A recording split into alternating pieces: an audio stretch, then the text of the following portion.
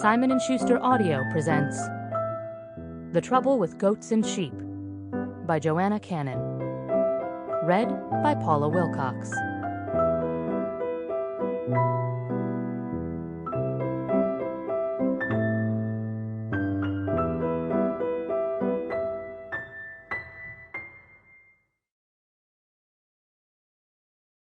Number 4, The Avenue, 21st of June, 1976. Mrs. Creasy disappeared on a Monday. I know it was a Monday because it was the day the dustbin men came and the avenue was filled with the smell of scraped plates. "What's he up to?"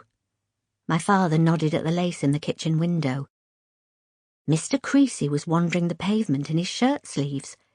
Every few minutes he stopped wandering and stood quite still, peering around his Hillman Hunter and leaning into the air as though he were listening. "He's lost his wife." I took another slice of toast because everyone was distracted. "Although she's probably just finally buggered off." "Grace Elizabeth!" My mother turned from the stove so quickly, flecks of porridge turned with her and escaped onto the floor. "I'm only quoting Mr. Forbes," I said. "Margaret Creasy never came home last night. Perhaps she's finally buggered off." We all watched Mr. Creasy. He stared into people's gardens, as though Mrs. Creasy might be camping out in someone else's herbaceous border. My father lost interest and spoke into his newspaper.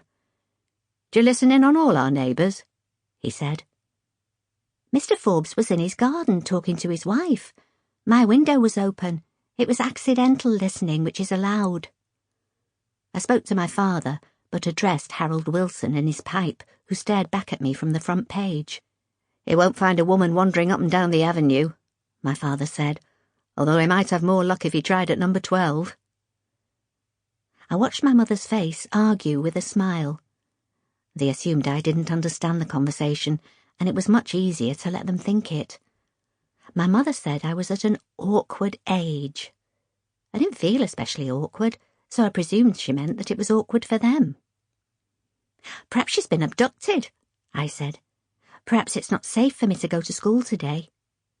"It's perfectly safe," my mother said. "Nothing will happen to you. I won't allow it."